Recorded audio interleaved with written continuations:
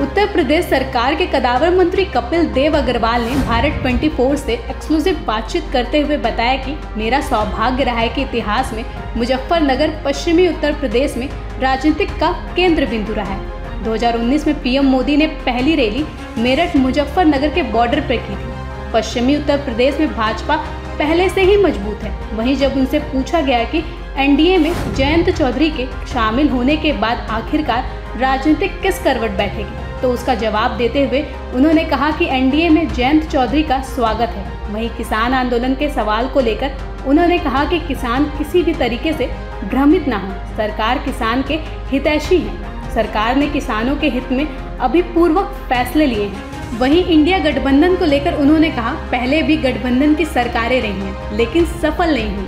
PM Modi, CM Yogi ji ने किसानों के लिए हित में जो काम किए हैं वह 60 साल की राजनीतिक में किसी ने नहीं की। किसानों के ऋण माफी से लेकर किसानों की आय दुगनी करने के साथ ई मंडी सहित तमाम योजनाएं किसानों के लिए शुरू की हैं, जिससे किसानों को लाभ हुआ है। किसान सरकार से खुश है।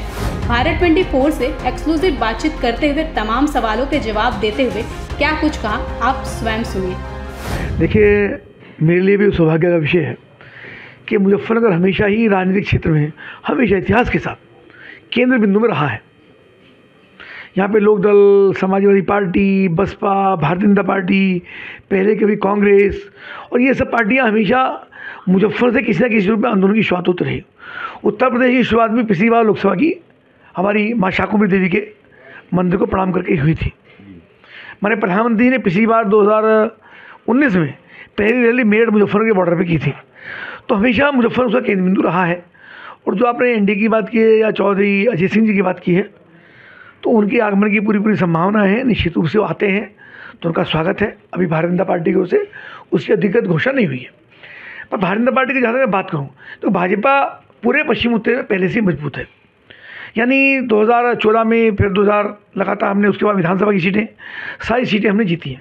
19 में हमारा नुकसान हुआ, लोकसभाएँ हमारे, फिर 22 की विधानसभाएँ हमारे, लेकिन उसके बावजूद भी भाजपा किसी भी रूप में इस क्षेत्र में कमज़ोर नहीं है। पूरे कार्यकर्ता हमारे पूरे परिश्रम के साथ काम करते हैं। हाँ, जयंत चौधरी आते हैं तो राजनीतिक लाभ तो उसका होगा, पर ये विषय नहीं है कि भाजपा को कितना लाभ होगा।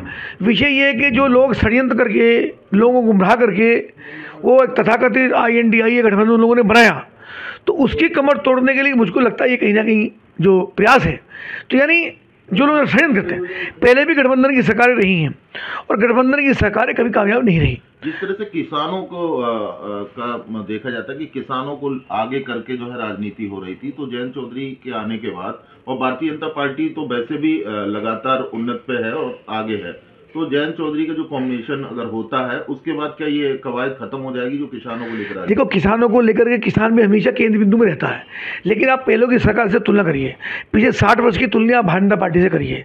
आदरणीय प्रधानमंत्री नरेंद्र मोदी ने उत्तर प्रदेश में, आदरणीय मुख्यमंत्री योगी आदित्यनाथ जी, किसानों को जो चीज़ देने का काम किया वो कभी किसी ने किया ही नहीं। बैठने के साथ ही मुख्यमंत्री ने किसानों का ऋण माफ किया।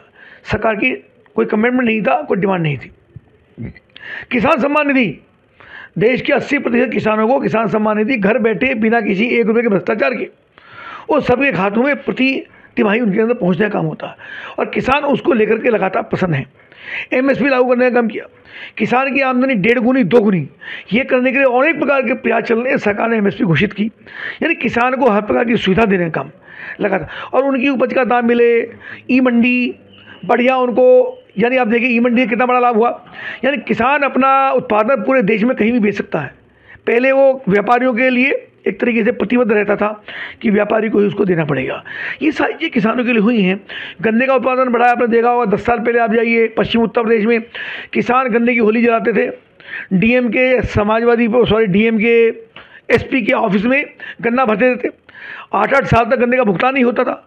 आज 99.99% गन्ने का भुगतान विदिन 15 दिन वो होने का काम हो रहा है। एक आखिरी सवाल कि जिस तरीके से जो किसान है अभी पूरी तरह से शांत थे, और जयंत चौधरी की जिस तरह से चर्चा हुई एनडीए में आने के बाद, उसके बाद टिकैत साहब का कुछ समझ में नहीं आ रहा है कि कभी तो वो बीजेपी की तरफ बोलते हैं और अब उन्होंने भारत बंद का आह्वान कर दिया, जिसको लेकर लगातार जो दिल्ली NCR के जो बॉर्डर्स हैं वहाँ पे किसान आंदोलन कर रहे हैं। तो क्या संदेश देंगे आप किसानों के लिए?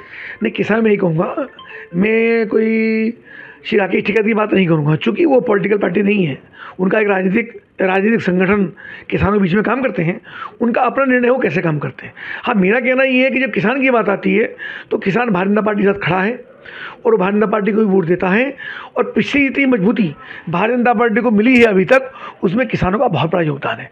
उसकी वजह है कि सीधा अपने कर्म से, अपनी कर्तव्यशैली से, अपने प्रतिष्ठा से, अपने उद्यम से माननीय प्रधानमंत्री मुख्यमंत्री जी ने किसानों का दिल जीतने का काम किया।